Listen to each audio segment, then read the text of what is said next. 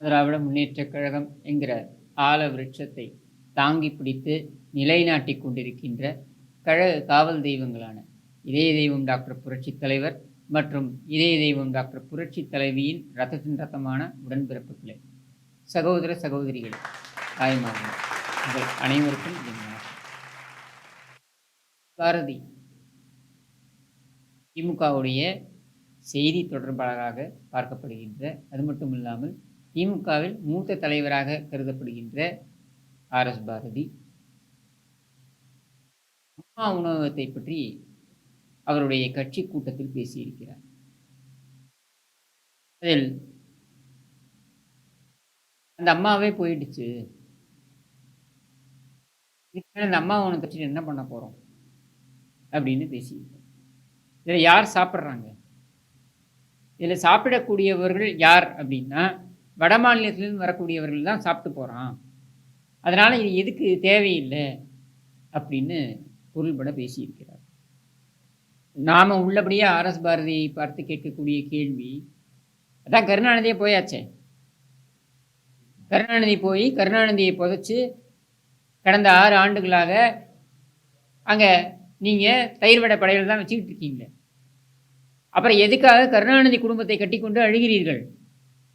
நீங்கள் கட்டிக்கொண்டு அழுவது மட்டுமல்லாமல் எங்கள் தலையில் எதற்காக சுமத்துகிறீர்கள்? அந்த கேடுகட்ட குடும்பத்தை தமிழகம் சுமக்க வேண்டிய அவசியம் எங்கிருந்து வருகிறது?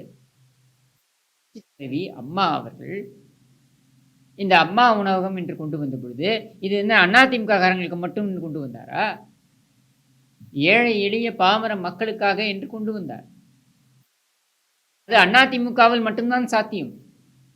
அதிமுகவுடைய அந்த டிஎன்ஏ என்று சொல்வோமே, அதில் மட்டும்தான் இப்படியான திட்டங்களை கொண்டு வருவதற்கான வாய்ப்புகள் இருக்கிறது. இது எதனால் என்று பார்த்தீர்கள் என்றால், இது எங்கிருந்து வருகிறது அப்படின்றதையும் நம்ம பார்க்கணும் இல்லையா? இந்த எண்ண ஓட்டம், இந்த சிந்தனை, அதாவது மக்களுக்கு நன்மைகளை செய்ய வேண்டும் என்ற சிந்தனையோ அந்த எண்ண ஓட்டமோ எங்கிருந்து வருகிறது அப்படின்றதை நீங்கள் கூர்ந்து கவனிக்க வேண்டும். புரட்சித் தலைவர் எம்ஜிஆர் அவர்கள் இலவச வேட்டி சேலை என்கிற அந்த திட்டத்தை கொண்டு வந்தார் என்பது நம்ம எல்லோருக்குமே தெரியும். இந்த இலவச வேட்டி சேலை என்பது பல்லாயிரக்கணக்கான, இன்னும் சொல்ல வேண்டும் என்றால் பல லட்சக்கணக்கான மக்களுக்கு, அது பல கோடி மக்களுக்கு அது பயனளித்தது. பல்லாயிரக்கணக்கான நெசவாளர்களுக்கு அது வாழ்வளித்தது என்று சொல்லலாம். இந்த இலவச வேட்டி சேலை வழங்க வேண்டும் என்கிற யோசனை அவருக்கு எங்கிருந்து வந்தது? இது அவர் அரசியல்வாதியாக மாறிய பிறகு வந்ததா, அல்லது எம்எல்ஏவாக மாறிய பின்னர் வந்ததா, அல்லது அமைச்சராக ஆக வேண்டும் என்ற எண்ணம் வந்த பொழுது வந்ததா, அல்லது முதலமைச்சராக வந்ததற்கு பின்னர் வந்ததா என்று கேட்டால் இல்லை. இது அவர் ஒரு நடிகராக இருக்கும் பொழுதே இந்த எண்ண ஓட்டம் இருந்தது. புரட்சித் தலைவர் எம்ஜிஆர் அவர்கள் இலவச வேட்டிச்சேலை அப்படின்ற திட்டத்தை முதலமைச்சர் என்கிற அந்த பதவியில் இருந்தபொழுதுதான் கொண்டு வந்தாரா என்றால் இல்லை. அவர் நடிகராக இருந்த பொழுதே அவர் எப்படி அறியப்பட்டார்?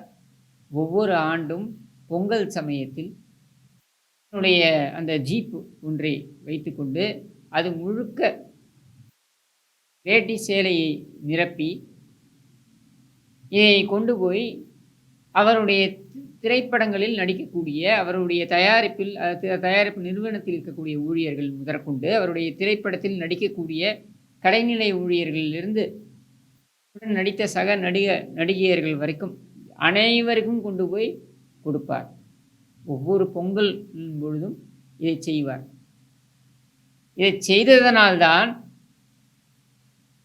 திரைத்துறையில் பார்த்தீர்கள் என்றால் அவர், நீங்கள் யாருடைய பேட்டி வேண்டுமானாலும் எடுத்து பாருங்கள், புரட்சித் தலைவர் எம்ஜிஆர் அவர்களை பற்றி பேசும் பொழுது என்ன சொல்வார்கள்? அவர் அந்த ஸ்டூடியோவுக்குள்ளே வராருனாலே 1000 ஒளி கொண்ட சூரியன், 1000 சூரிய ஒளி கொண்ட ஒரு ஒரு உருவம் நடந்து வருவது போல இருக்கிறது, அப்படித்தான் இருந்தது அவரை பார்க்கும் பொழுது என்று சொல்வார்கள். ஏன் சொன்னார்கள்? ஏனால் அவர் கொடுத்து கொடுத்து சிவந்த கரம், கொடுத்தே பழகியவர். அதை ஆட்சிப்பிடத்தில் வந்தவுடனேயே இதை அனைத்து மக்களுக்கும், அதாவது அவருடைய துறை சார்ந்து கொடுத்து வந்தவர், அவரை நாடி வரும் மக்களுக்கு கொடுத்து வந்தவர் ஆட்சி பீடத்திற்கு வந்தவுடன் தன் குடும்பத்தை பற்றி யோசிக்காமல் அங்கே இருக்கக்கூடிய ஏழை எளிய குடும்பங்கள், அதாவது இந்த மாநிலத்தில் இருக்கக்கூடிய ஏழை எளிய குடும்பங்களை சிந்தித்து அது குறித்து சிந்தித்து அவை குறித்து சிந்தித்து அவர்களுக்கு அந்த விநியோகத்தை செய்தார். அப்படி வந்ததுதான் இந்த இலவச வேட்டி சேலை. அதே போல சத்துணவு திட்டத்தை எடுத்துக்கொண்டீர்கள் என்றால் காலத்தில் இருந்த அந்த மதிய உணவு திட்டம் என்பது விரிவடையாமல் இருந்தது. அதை விரிவடைய செய்து அதை மெருக்கேற்றி சத்துணவு என்று கொண்டு வந்து அதை மக்களிடம் கொண்டு போய் சேர்க்க வேண்டும் என்பது மட்டுமல்லாமல் உலக அளவில் மிகப்பெரிய ஒரு சாதனையாக 12,000 சொச்சம் சத்துணவு கூடங்களுக்கு ஊழியர்களே ஒரே நாளில் ஒரே ஜிஓவில் ஒரே அரசாணையில் நியமித்த பெருமைக்கு சொந்தக்காரர் புரட்சித் தலைவர் எம்ஜிஆர் அவர்கள். அந்த சத்துணவு திட்டம் வந்தபொழுதுதான் தலைவி அம்மா அவர்கள் பொது வாழ்க்கைக்கு நான் வர வேண்டும் என்று நினைப்பதற்கு உந்துதலாக இருந்த விஷயங்களில் முக்கியமான விஷயம் இந்த சத்துணவு திட்டம் என்றும் அவர் தெரிவிக்கிறார். அந்த சத்துணவு திட்டத்தில் தன்னை உட்படுத்திக் கொள்ள வேண்டும் என்பதற்காக அந்த சத்துணவு குழு திட்டத்தின் குழு இருக்கு இல்லையா, அந்த குழுவில் ஒரு உறுப்பினராக அவரும் சேர்கிறார்.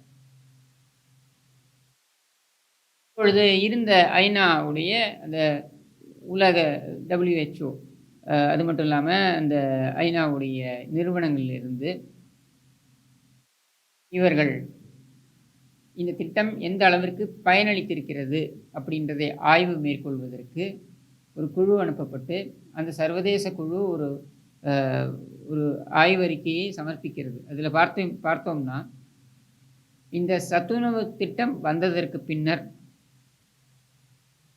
பள்ளிக்கு செல்லக்கூடிய குழந்தைகள் மத்தியில் நோய் எதிர்ப்பு சக்தி, அதாவது இம்யூனிட்டி என்று சொல்லக்கூடிய அந்த நோய் எதிர்ப்பு சக்தியின் அளவு அதிகமாகி இருக்கிறது என்பதனை ஆதாரபூர்வமாக நிரூபித்தார்கள்.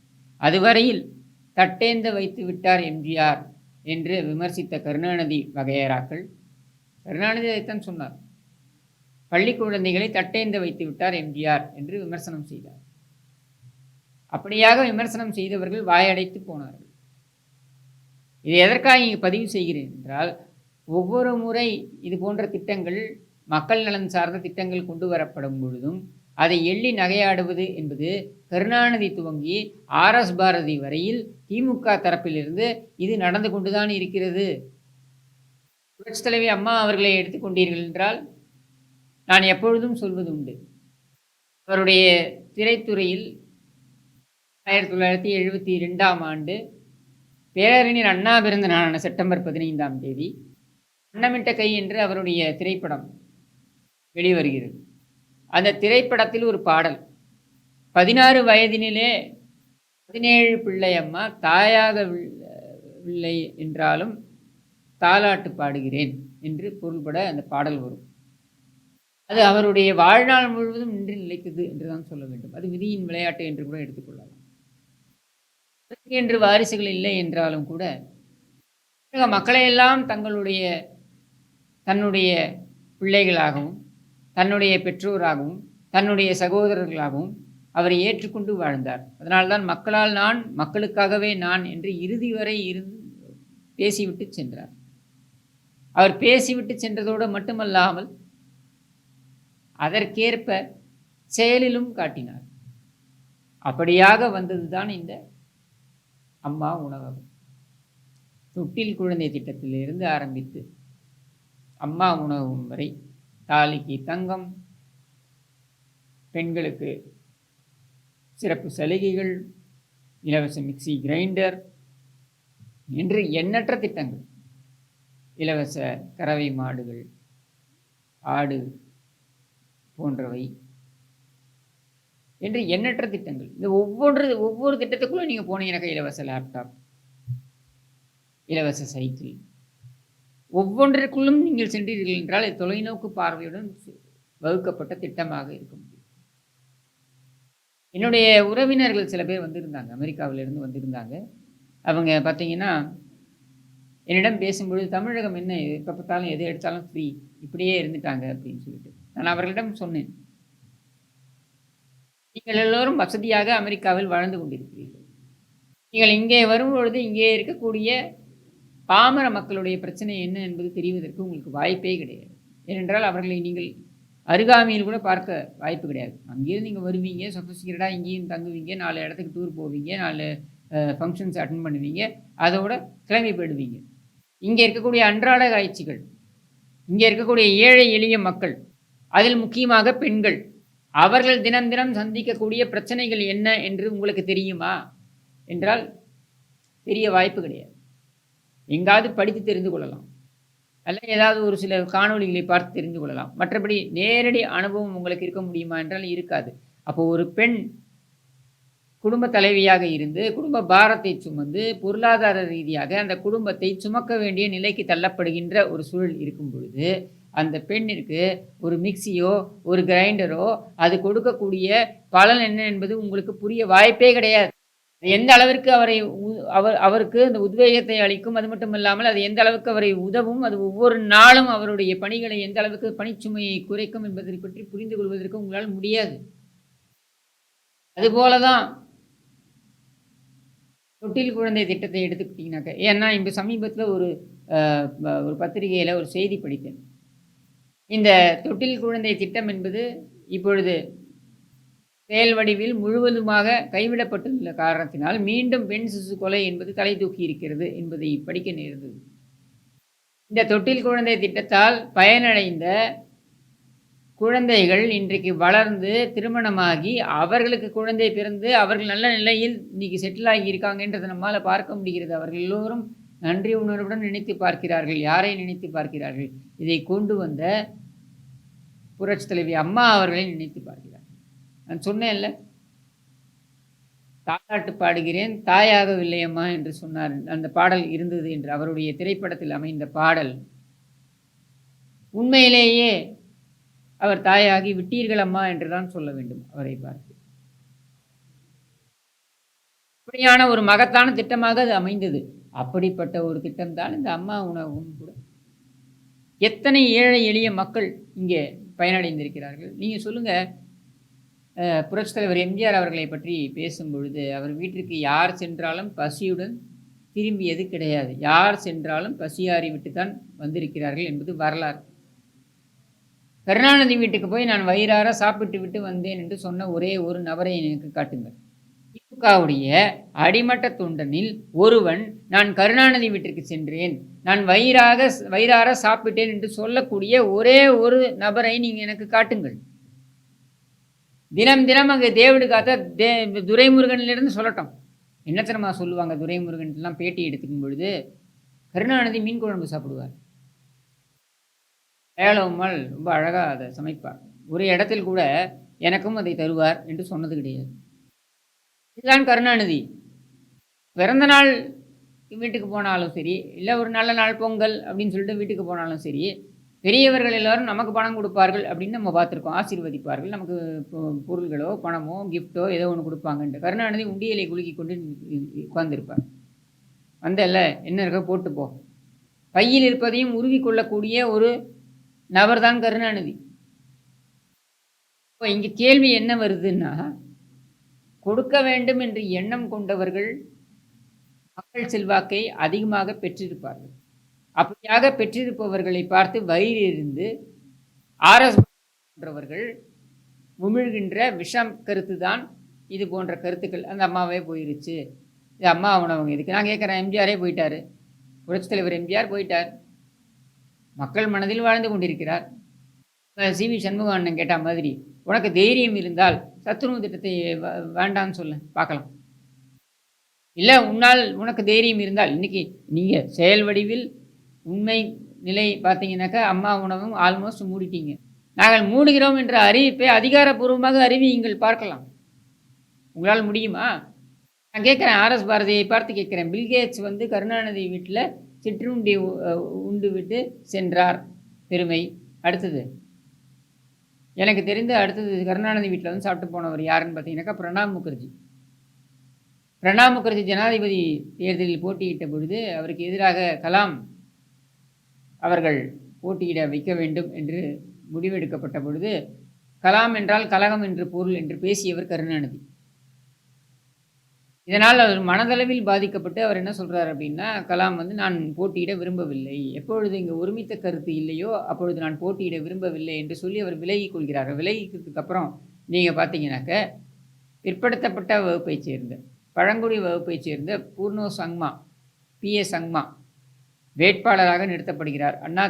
அதிமுக உட்பட்ட கட்சிகள் அவங்க எல்லாரும் அவரை நிறுத்துகிறார்கள். அவருக்கு எதிராக இவர்கள் பேசுகிறார்கள் இல்லையா, ஆரிய வந்தேரிகள்னு பேசுகிறார்கள் இல்லையா, அப்படியான ஆரிய வந்தேரி என்று இவர்களால் அறியப்பட்ட ஒரு பிராமண வகுப்பைச் சேர்ந்த வங்காள பிராமணரான பிரணாப் முகர்ஜியை இவர்கள் ஆதரிக்கிறார்கள். அந்த பிரணாப் முகர்ஜியை தன்னுடைய வீட்டிற்கு அழைக்கிறார், துணைவியார் வீட்டிற்கு அழைக்கிறார். வீட்டிற்கு அழைத்து அங்கே முந்திரி பக்கோடா ஊட்டி விடுகிறார். கருணாநிதியை தன் கையால் ஊட்டி விடுகிறார். அவர் கருணாநிதி வீட்டில் உண்டு, வெளியே நான் கருணாநிதி வீட்டில் உண்டேன் அப்படின்னு பெருமையாக பேசினார். இப்படி பெருமையாக பேசிய ஒரே ஒரு திமுக தொண்டனை உங்களால் காண்பிக்க முடியுமா? நான் கருணாநிதி வீட்டில் வயிறார சாப்பிட்டேன் சொல்லக்கூடிய ஒரே ஒரு தொண்டனை காண்பிங்க முடியாது. ஏன்னா கருணாநிதியோட வரலாறு அப்படி. இன்னும் வரலாறுன்னு சொல்லணுன்னாக்கா 2010 ஈவேராவுடைய ஒரு நிகழ்ச்சியில் ஈவேராவை போற்றக்கூடிய ஒரு நிகழ்ச்சியில் கருணாநிதி கலந்து கொள்கிறார். அந்த நிகழ்ச்சியில் கருணாநிதி பேசுகிறார். என்ன தெரியுமா பேசுகிறாரு? அந்த காலத்தில் நான் விடுதலை பத்திரிகையில் பணி செய்து கொண்டிருந்த பொழுது நாங்கள் எல்லோரும் ஈவேரா வீட்டிற்கு வருவோம், விட்டு போவதற்காக வருவோம். குளித்துவிட்டு போவதற்காக வரும் பொழுது எங்களுக்கு ஒரு டப்பாவில் மணியம்மையார் மீன் குழம்பு கொடுத்து அனுப்புவார். அடுத்த நாள் நாங்கள் வரும் பொழுது அந்த டப்பா வந்து விட்டதா என்று நினைவுபடுத்தி ஈவேரா கேட்பார். அந்த அளவிற்கு ஈவேராவுடைய நினைவாற்றல் இருந்தது அப்படின்னு சொல்றார். உண்மை என்ன தெரியுமா? மீன் குழம்பு பாத்திரத்துக்கு கூட கருணாநிதியை ஈவேரா நம்பவில்லை என்பதுதான். இதை கருணாநிதியை தன்னுடைய வாயால் ஒப்புக்கொள்கிறார். கேள்வி என்னன்னா, இப்படிப்பட்ட ஒரு வரலாறை கொண்ட கருணாநிதியை தலைவர் என்று நீங்கள் வைத்துக்கொண்டு தூக்கி கொண்டாடி கொண்டு நீங்கள் அம்மா உணவகத்தை கேவலப்படுத்துவது என்பதை மக்கள் எப்படி பார்ப்பார்கள்? உங்களுடைய வரலாறு என்ன? அம்மா உணவகத்தை கொடுத்து மக்களுடைய பசியாற்றியது அதிமுக. பிரியாணி கடையிலையும் பஜ்ஜி கடையிலையும் போய் பாக்ஸிங் செய்து சண்டை போட்டு அங்கே கிடைத்ததெல்லாம் உருவி கொண்டு சென்றது திமுக. இதுதான் உங்களுடைய வரலாறு. அதனால்தான் நீங்கள் இப்படியெல்லாம் மக்களை பார்த்து ஏளனமாக பேசுகிறீர்கள். என்ன பெரிய உங்கள் கருணாநிதி சொல்லலையா? மக்களை பார்த்து, வாக்களிக்காத மக்களை பார்த்து சோற்றால் அடித்த பிண்டங்கள் என்று சொல்லலையா உங்கள் கருணாநிதி? இதான உங்களுடைய கொடுமையான அசிங்கம் முடித்த வரலாறு, நாத்தம் முடித்த வரலாறு. இப்போ நம்முடைய கேள்வி இங்கே என்னன்னா, மக்களை நீங்கள் ஏளனம் செய்து கொண்டே இருங்கள். ஆனால் இந்த மக்கள் எத்தனை நல்லவர்கள் என்றால், இந்த ஏளனமெல்லாம் நீங்கள் செய்தாலும் கூட ஏதோ ஒரு இடத்தில் நீங்கள் நன்மை செய்வீர்கள் அப்படின்ற ஒரு எதிர்பார்ப்பில் இங்கொன்றும் அங்கொன்றுமாக ஒரு தேர்தல் விட்டு இன்னொரு தேர்தலில் உங்களுக்கு ஆதரவையும் நல்குகிறார்கள். இந்த ஆதரவை நல்குகிறார்கள் என்ற ஒரே காரணத்திற்காக எப்பொழுதெல்லாம் நீங்கள் ஆட்சிக்கு வருகிறீர்களோ அவர்களுக்கு அந்த நன்றி விசுவாசத்துடன் ஏதாவது 1-2 நன்மை செய்கிறீர்களா என்றால் அதுவும் கிடையாது. முன்னர் ஆட்சி காலத்தில் இருந்தவர்கள் செய்த நன்மைகளையும் நிறுத்திவிட வேண்டியது, அதை இதுபோல ஏளனம் செய்ய வேண்டியது. இதுதான் நீங்கள் செய்திருக்கிறீர்கள். நான் இன்னொரு விஷயத்தையும் சொல்கிறேன், இங்கே பதிவு பண்ணுறேன். இதெல்லாம் நான் நேரடி சாட்சியாக பார்த்தது, அதனால் நான் பதிவு செய்கிறேன். 2016 டிசம்பர் 5 தலைவி அம்மா அவர்கள் மறைகிறார். டிசம்பர் 6 அவருடைய நல்லடக்கம். அவருடைய பூத உடல் ராஜாஜி ஹாலில் பொதுமக்கள் மரியாதை செய்வதற்காக வைக்கப்பட்டிருக்கிறது. நம்ப மாட்டீர்கள். அன்றைக்கு எல்லா கடைகளும் மூடப்பட்டிருந்தன. எல்லா ஹோட்டல்களும் மூடப்பட்டிருந்தன. ஏன் அப்படின்னா, முதலமைச்சர் மறைந்து விட்டார் என்பதனால் அவருக்கு மரியாதை செலுத்துகின்ற வகையில் எல்லா ஹோட்டல்களும், எல்லா கடைகளும் மூடப்பட்டு விட்டன. என்ன வந்து மரியாதை செலுத்துறதுக்கு நம்ம ராஜாஜி ஹாலுக்கு போகணும் அப்படின்னு சொல்லிட்டு, வக்கீல் ஒருத்தர் விஜயராஜ் அப்படின்னு சொல்லிட்டு, அவர கூட்டு போறாரு. "நீ வாங்க கிஷோர்" அப்படின்ட்டு. நான் வீட்லேருந்து கிளம்பிட்டேன். கூட்டம் நெறைய இருக்கும். எப்ப நம்ம திரும்பி வர முடியும்னு சொல்ல முடியாது. நம்ம சாப்பிட்டுறலாம் அப்படின்ட்டு. எங்க சாப்பிடுறது? நம்ப மாட்டீங்க. அந்த ரோட்டில் இருக்கும் பொழுது, எந்த ஹோட்டலும் திறந்து இல்ல. திறந்திருந்தது அம்மா உணவகம் மட்டும்தான். தான் மறைந்த பொழுதிலும், தான் மறைந்து விட்ட பின்னரும், அதற்காக மரியாதை செலுத்துவதற்காக இந்த மாநிலத்திலிருந்து பல்வேறு இடங்களிலிருந்து மக்கள் வருவார்கள். அவர்கள் பசியாற வேண்டும் என்பதற்காக அந்த அம்மா உணவகங்கள் எல்லாம் திறந்து வைத்திருந்தது. திறந்து வைக்கப்பட்டிருந்தது. தான் தான் புரட்சித் தலைவி அம்மா அவர்களுடைய புகழ். தான் மறைந்தாலும் மக்கள் எந்த இன்னல்களுக்கும் உட்படுத்தப்படக்கூடாது என்று நினைக்கக்கூடிய அந்த உன்னதமான எண்ணம் கொண்ட அந்த மாதரசி. அதனால்தான் அவரை நாங்கள் அம்மா என்று வாய் நிறைய அழைக்கிறோம். அதனால்தான் அவரை வணங்குகிறோம். இப்பொழுதும் சொல்கிறோம். எந்த காலத்திலும் உங்கள் குடும்பத்தினால், அதாவது கருணாநிதி குடும்பத்தினால், நீங்கள் அடிமை சாசனம் எழுதி கொடுத்திருக்கின்ற கருணாநிதி குடும்பத்தினால் அந்த கொடைவள்ளல் தலைவர்களுக்கு நிகராக வரவே முடியாது. எந்த காலத்திலும் உங்களால் முடியாது. ஏனென்றால் அது அவர்களுடைய அந்த குடும்பத்துடைய டிஎன்ஏவிலேயே இல்லாத ஒரு விஷயம். கிடைப்பதையெல்லாம் புடுங்கிக் கொள்வதுதான் அவர்களுடைய டிஎன்ஏவில் இருக்கக்கூடியது. எந்த காலத்திலும் கொடுத்து சிவந்த கரங்களுக்கு நிகராக வர முடியாது. அது வாங்கி தேய்ந்த கரம். இப்பட்ட ஒரு வரலாறை வைத்துக்கொண்டு நீங்கள் எங்கள் புரட்சித் தலைவி அம்மா அவர்களை கேவலப்படுத்துவதாக நினைத்து மக்களை கேவலப்படுத்தி கொண்டிருக்கிறீர்கள். இதற்கு தக்க பாடத்தை மக்கள் உரிய நேரத்தில் உங்களுக்கு புகட்டுவார்கள் என்று கூறி விடைபெறுகிறேன். நன்றி, வணக்கம். எவ்வளோ நேரம்?